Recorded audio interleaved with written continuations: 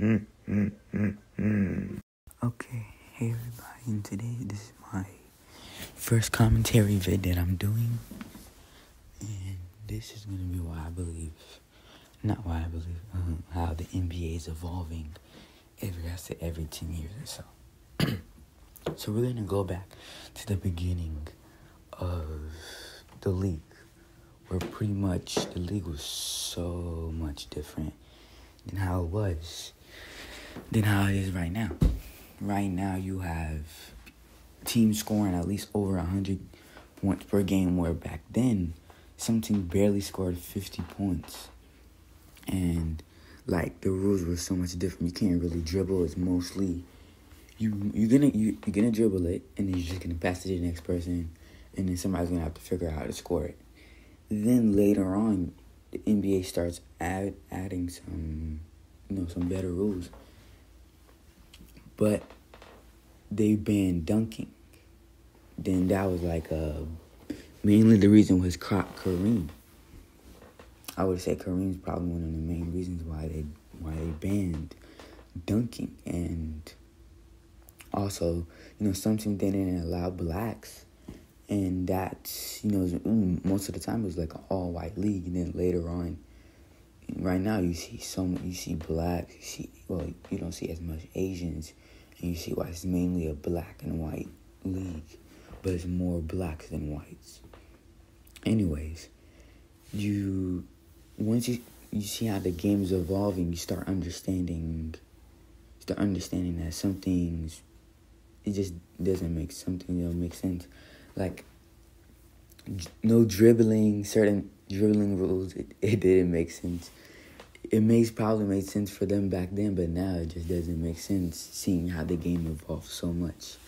And 90s, I would say, probably is where they started, that's when they started, the game started evolving so much, such as, there were stars like AI, AI was mainly a 2000s player, but he still played in the late 90s. Still, AI, his dribbling was just so fast, people thought it was a carry. So, NBA had to initiated some rules. Charles Barkley, 5 second back to the basket.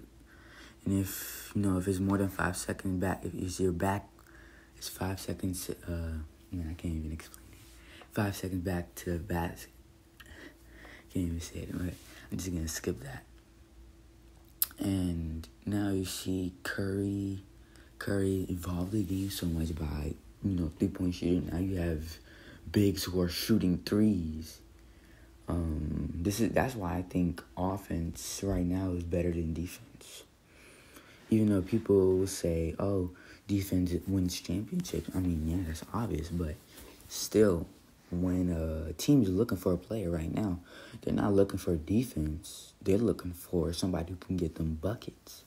Like, if you were to give a GM two choices, if you're going to give them Kyrie or Dennis Rodman, who would you think they would pick?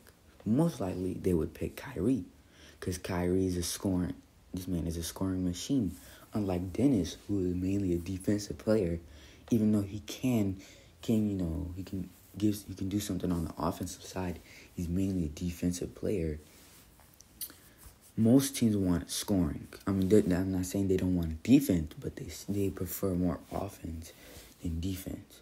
Like somebody of LeBron is a whole package. Something with Michael Jordan and Kobe. Kobe can play defense.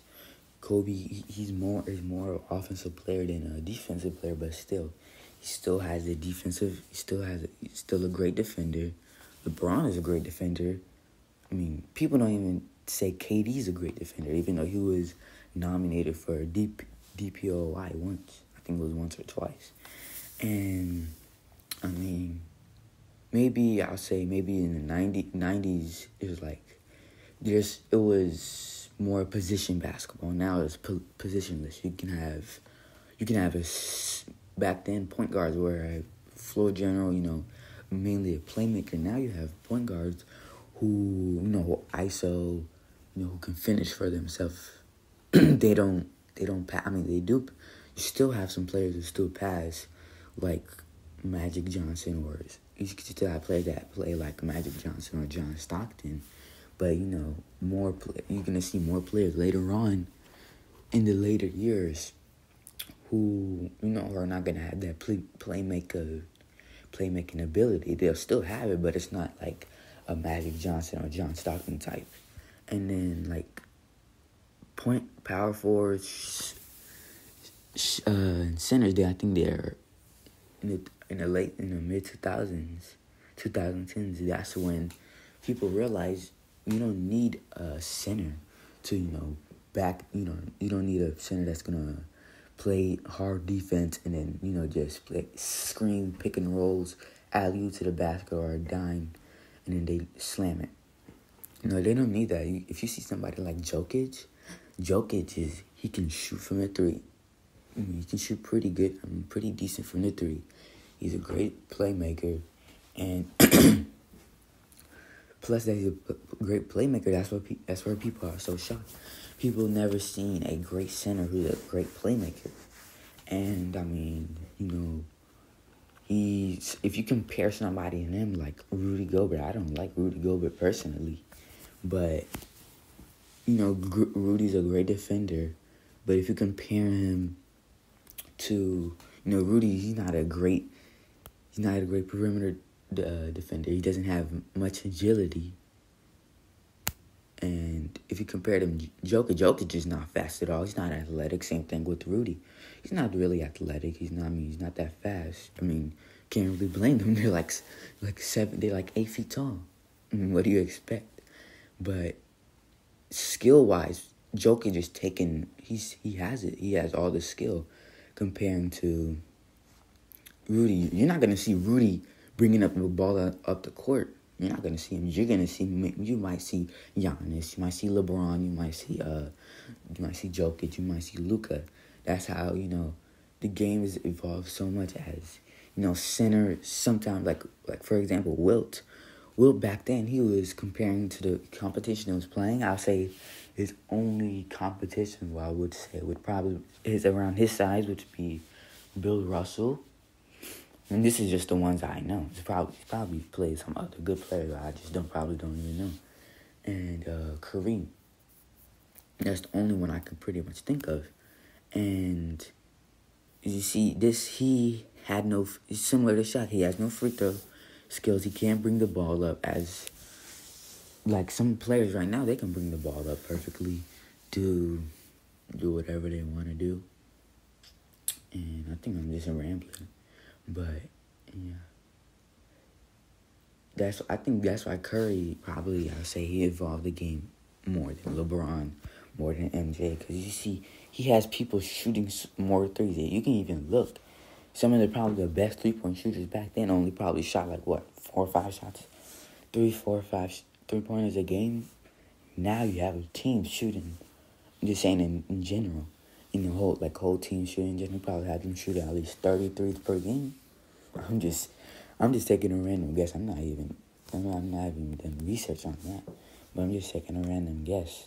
Thinking, but still, I say Curry's probably the most influential player who changed the game in general. I would say it's Curry. I don't even have to explain myself. You've seen the influential stuff that he did.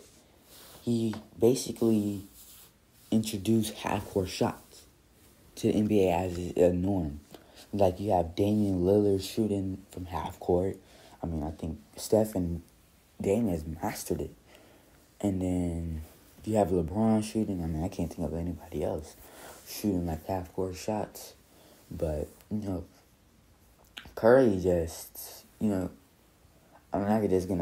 is not going to be a Curry video, but I'm just saying, each generation, each era, there's somebody who changed the game. Like 90s, you can say MJ, most definitely MJ. Early 2000s, you can say Kobe. And then you can say, in 2000s, you can say LeBron, you can say Steph, maybe Dwayne Wade, maybe Melo, I don't know, the Banana Boat Crew. You can say that, but, I'll say Curry changed the game so much. And the game's not gonna stop changing. Obviously, who knows nobody knows what the hell is gonna happen in like next 30 years or so. Because, hell, it might be the next, Mikey could change the game, Imani could probably change the game. Anything is honestly possible for the involvement of the NBA because, the NBA, it takes so much skill and, time just for you to hinder your skills. But,